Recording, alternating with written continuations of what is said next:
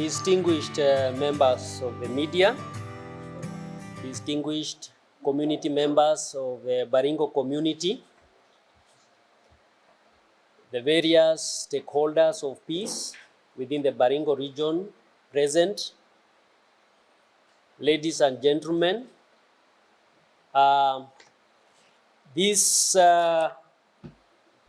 press statement that comes during the UN International Day of Peace is done by the church in the North Rift region, but also in collaboration with the peace builders within the said region. Present with us is Bishop Moses Cameron, the Diocesan Bishop, the Anglican Church of Kenya, Baringo Diocese, and is also a key peace-building champion within this region. Also with us is Honorable Joseph Lotodo. He's a former MP of Baringo East constituency, but also serving as a community peace elder. Also with us is Bishop Chepsat, and representing the Evangelical Alliance of Kenya. Also with us are the various stakeholders on matters peace and development, World Renew Kenya, Way of Peace, HHTN Global, among others who are also seated in the plenary. So, welcome. Let me invite the community elder, the community champion on matters peace, Honorable Joseph Lotodo, former MP Baringo East, to take us through. We wish to thank each one of you for finding time to be here amid these competing priorities. We, the people and the church in the North Rift, are greatly honored and privileged to join the rest of the world in commemorating the United Nations International Day of Peace 2023. We would like to begin by remembering all the victims of the decades of violence clashes in North Rift region. We strongly resonate with the theme for the year's International Day of Peace, Action for Peace, our ambition for the global goals, which is a call to action recognizing our individual and collective responsibility to foster peace. Today, we wish to draw the attention of our fellow Kenyans and the rest of the world to the protracted conflict in the 6 counties of the North Rift region, namely Turkana, West Pokot, Elgeyo Marakwet, Baringo, Samburu, and Laikipia for decades. The conflict in this region has caused social and economic development paralysis, such as roads, hospitals, schools have closed, business, markets have been shuttered, and our community has suffered the loss of many promising lives and livestock. Why conflict in the North Rift region persists? The conflict in North Rift has a long history. It persists because the underlying causes have not been adequately identified. Secondly, it endures due to the ineffective approaches used to manage it. The underlying causes of conflict in this region can be classified into 3 categories.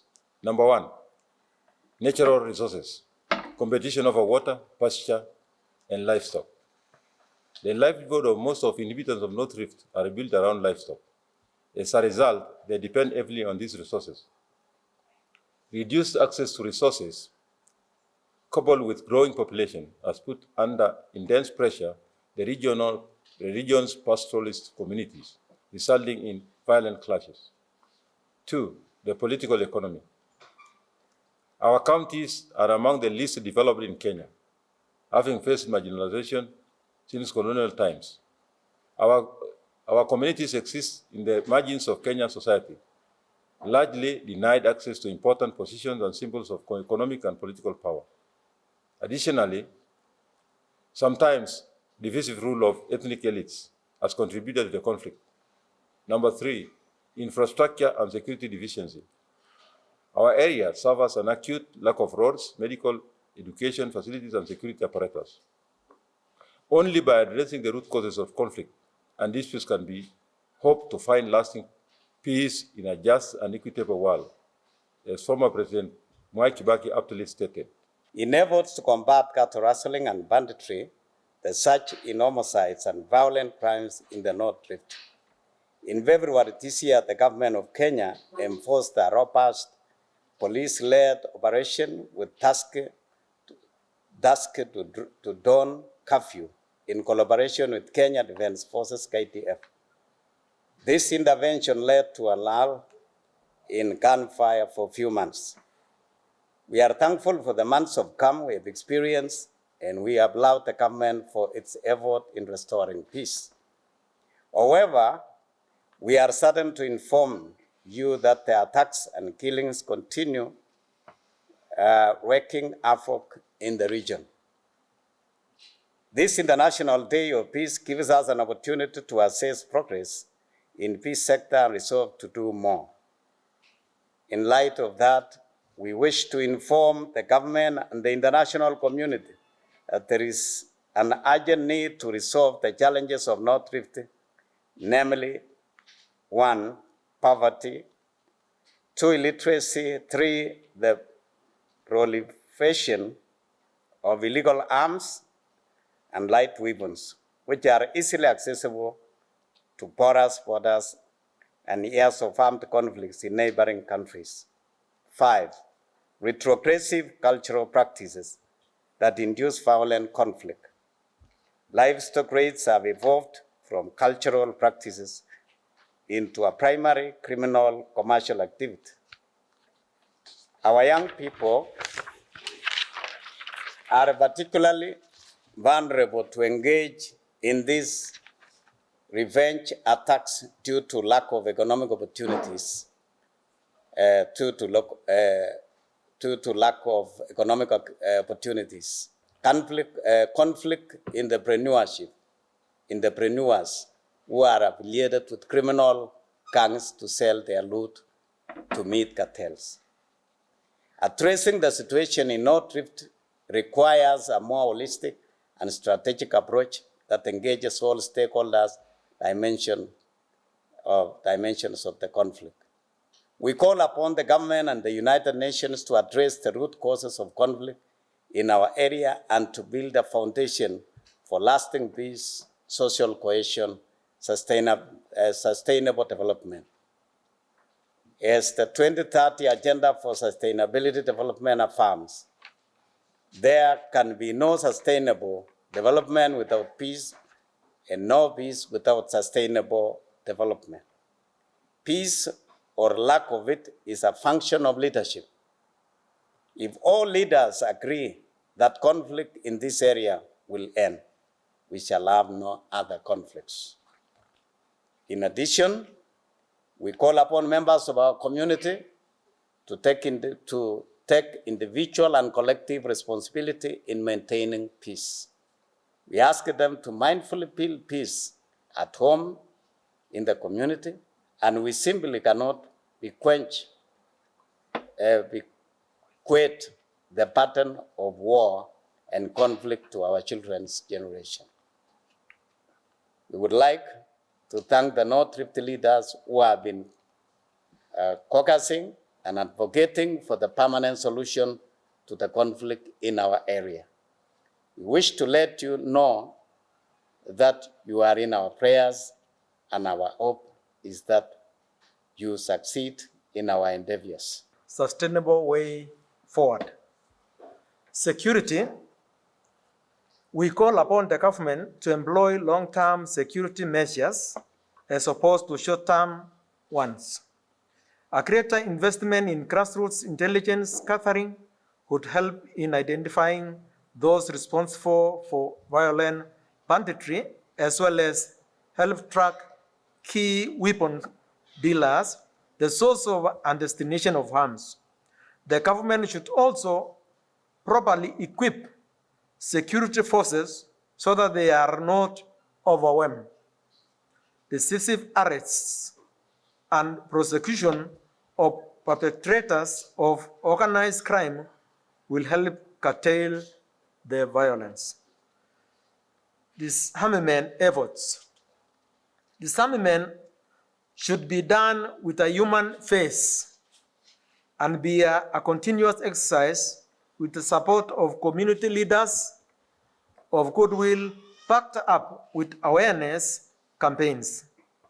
Lessons from the previous processes suggest that negotiated, consultative disarmament efforts involving engagement with pastoralist communities are more effective than militarized ones. Humanitarian aid. There is need for urgent humanitarian aid in the North Rift region to help mitigate the impact of extreme weather patterns. Reduction of the impact of drought will help lessen the temptation to resort to violence. An effective way of doing this would be through cash transfers schemes, in addition to relief food, as well as offering young warriors alternative sources of income and livelihoods. Education and development. The conflict has hindered the realization of social, cultural, and economic rights set out at Article 43, as well as the right to education set out in Article 53 of the Constitution of Kenya, 2010. The children in our region have a right to education, just like any other children in other parts of the country. Illiteracy and poverty have led many of our young men to involvement in violent crimes. We ask the government to urgently look into this situation. Community approaches. To ease intercommunal tensions, there is need to strengthen traditional systems for sharing pasture and water. Instead of working together, some government officials have at times overruled customary institutions and authority of the elders and made unilateral decisions in pastoral affairs. Initiating peace talks with active participation of women and youth and strengthening local peace structures for effective community mobilization and coordination is a crucial step towards realization of sustainable peace. Gender and diversity mainstreaming. It is imperative to take into account women's and men's experiences in the conflict, as well as interrogate the role they have played as participants or peacemakers. Also consider the experience of all marginalized people groups in our region. Multi-stakeholder collaboration. Although the various stakeholders are already involved in conflict intervention in North Rift, there is room for improving the organized framework for working together. As a result, there is an opportunity for more impact to be achieved when all stakeholders work together in implementing a multi-sectoral approach in the management of the protracted conflict in North Rift. Legal and policy intervention. Local and national authorities in Kenya should draft policies to respond to the conflict crisis, including some tailored for our setting.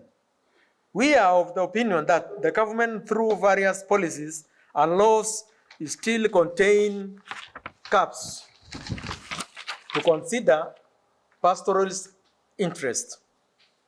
Most of these policies and laws are geared towards extraction and exploitation of the resources in our region. Moreover, there is lack of appropriate and effective land tenure policies and laws in pastoral areas, creating a gap in terms of respecting and protecting pastoralist land rights. A call to the church. We encourage the church in North Rift and our brothers and sisters from all over Kenya to join us in prayer for the situation in our communities and also to take action.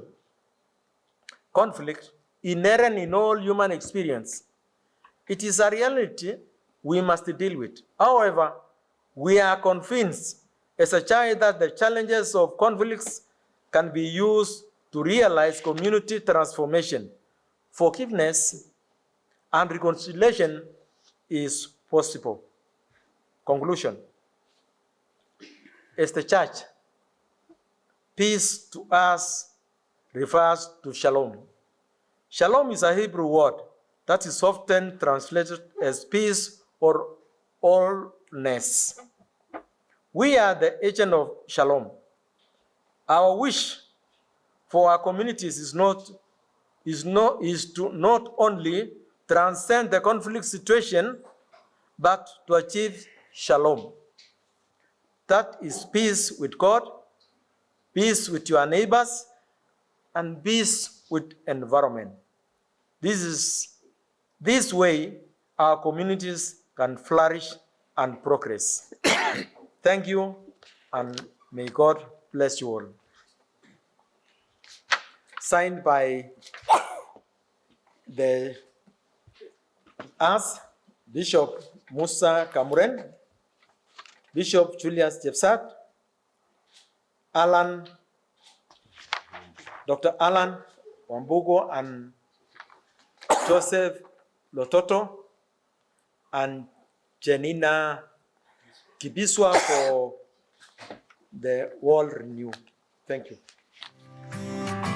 Bridging the Rift.